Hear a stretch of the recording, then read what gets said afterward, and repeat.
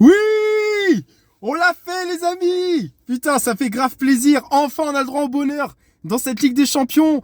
Enfin, un match référence contre une grande équipe. Et enfin, on gagne ce soir. On se sort de ce classement, de cette zone de relégation, tout simplement. Et là, on a un espoir, enfin, concret, de se qualifier. Et pourquoi pas même de se qualifier directement si on gagne la dernière journée contre Stuttgart. Mais on va parler de ce match complètement fou, complètement dingue. Et une victoire largement méritée ce soir. Bonsoir à tous, c'est JJ Le H, j'espère que vous allez bien. Moi, je suis au mieux, je suis au top, ça fait grave plaisir. Enfin, on a pris du plaisir, on a fait un grand match. Franchement, ce soir, même, dites-moi dans les commentaires, quel est votre homme du match? Parce que franchement, en y réfléchissant bien, là en plus c'est une réaction à chaud, hein, le match il est terminé depuis quelques minutes. Mais franchement... j'ai eu du mal. Moi, j'en aurais deux ce soir. Barcola et João Neves. Pourquoi? Parce que sur la première mi-temps, Barcola, malheureusement, avait du mal. Il n'osait pas provoquer. Il allait souvent un petit peu en arrière et c'est dommage. Mais en deuxième mi-temps, il s'est transformé. Et quand on perdait 2-0, ça on va en parler parce que la grosse blague, hein, leur but FIFA, Manchester City, leur 2-0 pas du tout mérité. Enfin bref. Mais quand on perdait 2-0, on a senti un Barcola qui a eu déclic, qui a vrillé, qui était en mode, vas-y, j'ai rien fait du match, on perd 2-0, il n'y a plus rien à perdre. Et là, il a fait ce qu'on attend de lui. Là, il a fait ce pourquoi il était bon en début de saison, c'est-à-dire provoquer, accélérer. Et l'action du premier but, elle est magnifique. L'action du premier but, où il fait toujours sa petite feinte avec son pied et d'un coup, il part en accélération, il fait petit point en même temps. Derrière, il déborde à grandes enjambées, il sert Dembélé, qui venait de rentrer en deuxième et qui marque avec un plat du pied, tranquille, maîtrisé, tir croisé face à Ederson, 2-1. Et derrière, on a cette égalisation de Barcola, justement, j'allais dire encore Dembélé, non, de Barcola sur cette frappe de Désiré Doué qui heurte la barre et Barcola qui la reprend et on voit le ballon petit à petit et on se dit, allez, s'il te plaît, on n'a pas eu de peau en première mi-temps, on a un but hors jeu signalé pour une rotule, pour même quoi, 2 cm. Derrière, on a aussi une occasion de marquer avec Fabian Ruiz, où l'autre, il la touche du genou, et le pire, c'est qu'elle était limite rentrée. Et là, on se dit, punaise, allez, s'il te plaît. En plus, City, ils ont marqué 2 buts pourris, 2 buts FIFA avec des comptes favorables. S'il te plaît, rentre. Et la balle fait poteau rentrant. Et là, enfin, la réussite nous sourit. Et franchement, c'est mérité. Et ouais, là, je parle pas du début. Là, je vais droit au but. Là, je suis trop content. Et ouais, droit au but, ouais, vous avez compris. Mais bref, on fait le 2-2 et derrière City ne fait rien. Déjà en première mi-temps, on méritait. Voilà, on va commencer du début. En première mi-temps avec la composition d'équipe. Bon, Dembélé, voilà, il revenait de grippe. Je trouve ça un peu normal qu'il ait laissé sur le banc et qu'il l'a fait rentrer dès la deuxième période. Donc c'était logique. Une mi-temps, je pense que c'était suffisant, surtout pour se donner à fond dans un match comme ça. Et ouais, au début, il y a Tali, Désiré Doué et Barcola. Désiré Doué, je l'ai trouvé plutôt bon, plutôt correct. Il a essayé, c'est lui qui a la première occasion avec cette frappe en angle fermé où Ederson se couche bien. Mais c'est vrai que sur cette première mi-temps, on a dominé. On aurait mérité d'aller à la mi-temps avec le 1-0. Malheureusement, le hors-jeu d'une rotule. Derrière, il y a un sauvetage d'une rotule ou d'une cuisse, enfin bref, de je sais plus qui là sur la ligne. Et City, on les a pratiquement pas vus. Il y a eu 2 occasions aussi, on va quand même le dire. Il y a eu 2 occasions pour City. Une frappe en angle fermé, je crois que c'était Savigno ou je sais plus comment. Bref, où c'était sûr. Enfin, Donnarumma avait fermé son angle, donc il se couche bien. Une autre grosse occasion où là, Donnarumma laisse traîner sa jambe et il la sort. Alors, comme vous le savez, moi, je suis pas trop fan de Donnarumma, mais il faut le dire. Là, il a fait son match. Donnarumma, il a été sérieux, même dans les airs. Je pense qu'il s'est fait violence parce que, oui, c'est son point faible. Donc, il a compris qu'il devait quand même un petit peu s'imposer.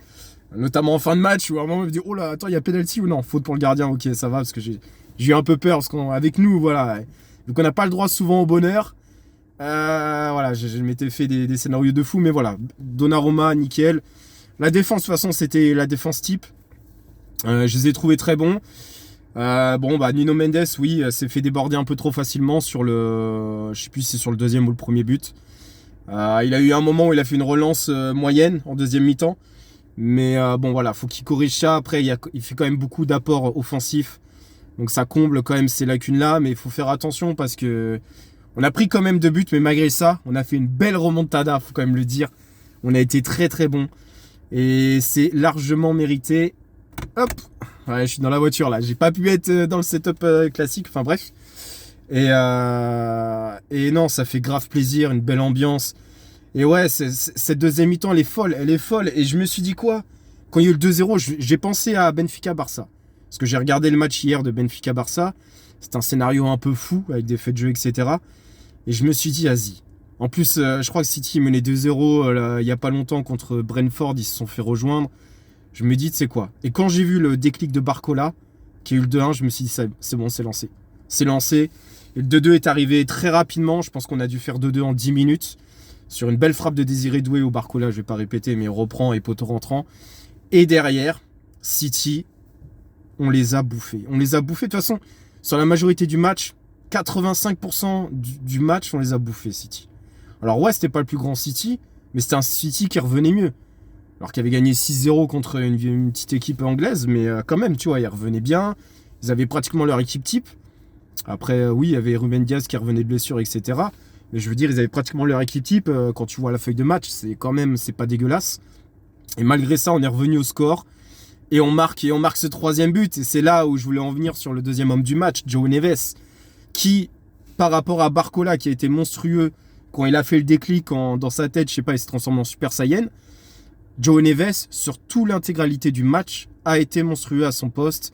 Des récupérations de balles, des changements d'aile, intelligence de jeu. Et le mec, tu sens que... Enfin, franchement, c'est une bonne recrue, faut quand même le dire.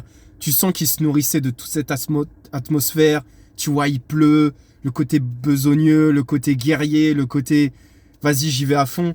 Et franchement, il a fait un super match. Et malgré sa petite taille, le mec, il est là dans les duels aériens, sur les corners. Souvent, il les a de la tête. Souvent, dans les précédents matchs, même en Ligue des Champions, je sais pas si vous vous souvenez, je sais plus contre qui. Mais au premier poteau, il te coupe la tête, ça fait la barre transversale. Et franchement, pour sa petite taille, je trouve qu'il a une combativité vraiment impressionnante. Et sur le 3e but, il est là, démarqué, je sais pas comment il fait, mais il y croit, il y va à fond, tête plongeante un peu, et Ederson est battu. De toute façon, c'était trop dur de l'avoir, celle-là, elle était puissante. Et puis voilà, en face, t'as un mec qui court et qui a la négation et qui te plante le 3e but. Et pour l'entièreté de son œuvre, c'est mérité. Donc c'est pour ça que Barcola est celui qui a sonné la révolte. Parce qu'en fait, on a besoin on est vraiment une équipe. On est vraiment un collectif. Et si, dans un match serré contre une grande équipe, on n'a pas les 11 joueurs, on peut pas rivaliser sur des postes aussi importants comme les ailiers, les attaquants ailiers comme Doué, Barcola. On a besoin au bout d'un moment qui prennent leurs responsabilités. Et Barcola était celui qui a pris sa propre responsabilité, c'est-à-dire moi je suis attaquant gauche, je dois faire la différence, je dois arrêter de toujours faire genre et de passer derrière et de jamais provoquer. Au pire, tu provoques, tu perds la balle. Tu perds la balle en attaque à côté du but adverse, c'est pas grave. C'est moins grave que si un défenseur perd la balle, comme Nuno Mendes par exemple. Donc voilà, Barcola était vraiment celui qui a mis en route cette révolte-là. C'est pour ça qu'il mérite quand même son titre d'homme du match.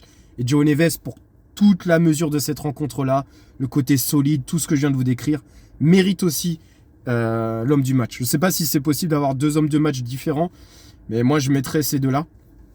Et Barcola quand même passeur et buteur. Et puis ouais, le 4e but à la fin, c'était génial. Franchement, c'était génial parce que ouais, au ralenti, tu vois que je crois que c'est Guardiola qui l'a remis à moitié de l'épaule. Et tu vois tout le parc là en train de faire oh comme ça, et puis t'as Ramos qui reste là, Luis Enrique qui dit non vas-y reviens, Ramos qui reste là et qui est convaincu d'avoir marqué parce que lui il a vu l'attaquant de City lui remettre la balle. Donc en fait c'est pas genre il a marqué pour aller en même temps gagner du temps à la fin de match, non, c'est parce qu'il a vu aussi et il était tellement convaincu et au final la VAR, l'arbitre n'est même pas allé voir la VAR et a accepté le but, et voilà, ça fait une victoire 4-2. 6 buts en 2e mi-temps alors qu'on perdait 2-0. Une remontada incroyable. Un match incroyable. Et franchement, ouais, ce soir, je suis fier d'être parisien.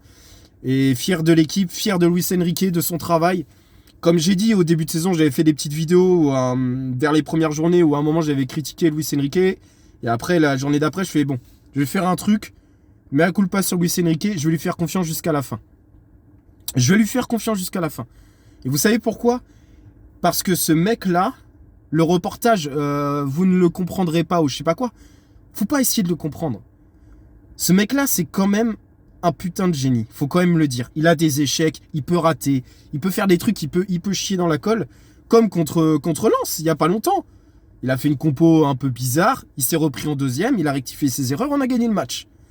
Et là, c'est bizarre, hein. Mais le parcours qu'on a, il est tellement atypique, comme l'année dernière, et on termine en demi-finale. Et ce qui est incroyable, c'est que l'année dernière, normalement, on doit passer et aller en finale et on ne passe pas. Et là, cette année, on se dit on va se faire éliminer. Non, on va réussir à se qualifier, je le dis. Voilà, j'ai même pas regardé. D'ailleurs, je sais même pas ce qui se passe si on perd contre Stuttgart. Est-ce que vraiment on est éliminé? Parce que derrière, il faut que les autres gagnent s'ils veulent passer devant nous. Donc, ça se trouve, on est voilà. Mais bon, après, ce serait bien de gagner contre Stuttgart, au moins d'assurer les barrages. Mais si on peut se qualifier directement, ce qui serait incroyable, j'ai pas regardé le classement, mais ça se trouve, c'est possible et ce serait tout simplement incroyable. Parce que là, on sort quand même, on a une saison. On est invaincu en championnat. Je vous rappelle qu'il n'y a que Nantes qui a fait ça dans l'histoire de la Ligue 1, de faire une saison complète invaincue. Luis Enrique, pour sa première saison, c'est champion de France, champion de la Coupe de France, et derrière demi-finale de Ligue des Champions, donc une très grande saison. Cette année, on perd Mbappé, on recrute un peu, mais c'est le collectif, c'est tout ça, et tout ce qui dit, les joueurs marqueront plus de buts, ça remplacera les buts d'Mbappé, il y a une stat qui a montré, on est au même nombre de buts que par rapport à Mbappé qui a marqué tout seul. En fait, ce qu'a dit Luis Enrique se passe. Et on voit vraiment un collectif. Et vraiment, cet entraîneur est incroyable. Et là, pour moi, 99% ou 90% on est qualifié. Encore une fois, j'ai pas regardé quels sont les adversaires derrière qui pourraient nous déplacer si on compte une éventuelle défaite de Stuttgart. Mais j'imagine même pas une défaite à Stuttgart. Je vous le dis, j'imagine même pas. Match nul au pire, mais je vois bien la victoire. Mais bref, c'est... D'ailleurs, putain, quand on perdait 2-0, je me suis dit, ah, regarde la cote de Paris. Mais à chaque fois que je parie, j'ai l'impression d'être un chat noir. Donc, je vais arrêter de parier sur le PSG. même si c'est la 9e victoire d'affilée, d'ailleurs, en plus. Mais de toute façon, je fais des combinés, donc voilà. Mais ouais, non, Luis Enrique, vraiment, j'ai l'impression qu'on peut peut-être aller loin en Ligue des Champions. C'est une nouvelle formule. Et mine de rien, on a récupéré, je vais dire Scrava, parce que son nom entier, voilà, qui est un vrai appui offensif, si en plus, un vrai apport offensif, si en plus on a des blessés, si le Barcola ou Doué, bah tu peux le faire jouer lui, il peut jouer même en faux neuf, donc il y a moyen de faire plein de choses. Mais franchement, ce match-là était incroyable, un vrai match de foot, et la victoire, cette fois, elle est méritée. Contre l'Atlético de Madrid, on méritait de gagner, mais on a été inefficace. Et derrière, ils nous ont fait un braquage. Ils ont l'habitude, l'Atlético Madrid, de faire des braquages de toute façon. Hein. Même le match contre le Barça, c'était n'importe quoi. Et voilà, en tout cas, ça fait vraiment plaisir. Ce soir, on a assisté à un grand match contre une grande équipe qui revenait bien. J'insiste dessus, avec une équipe pratiquement type presque, juste avec Doku, tiens. C'est juste Doku, tu vois. Mais non, franchement, dites-moi ce que vous avez pensé de ce match-là en commentaire. Moi, en tout cas, j'ai vraiment pris du plaisir, j'ai vibré, j'ai eu des émotions. Et je voudrais encore remercier parce que, n'empêche, tous les journalistes qui critiquent, et des fois à juste titre, machin, Luis Enrique. Ah, là, ça va commencer parce que même Luis Enrique le dit, c'est sa meilleure saison en tant que coach. Et bah là, ça prouve encore plus. Et si on arrive à faire une saison en étant invaincu en Ligue 1, on serait la 2e équipe de l'histoire à le faire. Faut pas l'oublier, ça aussi. Hein. Parce que la Ligue 1, Lille, Monaco, ils vont être qualifiés. Hein. Enfin, au moins pour les barrages, minimum. Brest, j'oublie Brest. Brest aussi. Donc la Ligue 1, en Ligue des Champions, c'est top niveau cette année. En Ligue Europa, on verra, mais en Ligue des Champions, c'est top niveau. Donc être invaincu dans cette Ligue 1, hein, la Ligue 1 qui a battu des Real, le Barça, il a été battu ou pas? Je sais plus. Enfin bref, le Real, ils ont été battus par Lille, ça c'est sûr. Mais c'est quand même quelque chose. Donc là, si on arrive à faire un parcours similaire, allez, admettons jusqu'en demi-finale, on reste invaincu de la Ligue 1, on la gagne, on gagne la Coupe de France, ce serait une saison encore plus exceptionnelle. Je le dis. Et on peut toujours rêver, voilà, comme d'habitude, d'espérer pouvoir la gagner. Voilà, si on la gagne, là, c'est... Faut une statue à Luis Enrique. Je suis désolé, le mec en 2 saisons, ce qu'il fait, c'est démentiel. On va pas parler trop vite, trop tôt. Là, on s'enflamme parce que voilà, ça fait plaisir la victoire. On verra bien. En tout cas, ce que je vois, c'est une nette progression. Et match après match du PSG, dans le collectif, dans les déplacements, dans les transitions, dans les joueurs qui vont là. Il y a vraiment une fluidité et c'est tout simplement le fruit du travail de Luis Enrique. C'est un travail de longue haleine, je l'avais déjà dit en vidéo, et ça se voit. Il fallait quand même compenser la perte d'Mbappé. C'est pas rien. Mbappé, c'est quand même... moi, je le dis, c'est le top 3 des meilleurs joueurs du PSG. Même, on peut dire top 1, il n'y a pas de souci. Après, on peut avoir débat. Ça fait partie du top 3. Mais qui a marqué 50 et quelques buts, et au final, ces buts sont remplacés par le collectif. Je veux dire, c'est pas en 2 secondes que tu arrives à faire ça. Et je trouve que Luis Enrique, et encore une fois, la Ligue 1, en Ligue des Champions, on peut plus parler de Farmer League, là. Hein. Si t'as les 4 clubs qui peuvent se qualifier pour... après, on verra les barrages. Ça se trouve, il restera plus qu'un club, j'en sais rien. Mais quand même, là, c'est quand même assez exceptionnel, faut le dire. Donc voilà. Bon, en tout cas, j'espère que vous aurez apprécié ce débrief. N'hésitez pas à lâcher des pouces bleus, à vous abonner. On reprend les vidéos parce qu'il y a une petite pause. Et franchement, allez Paris, hein. Bonne soirée à tous. Allez, ciao, ciao.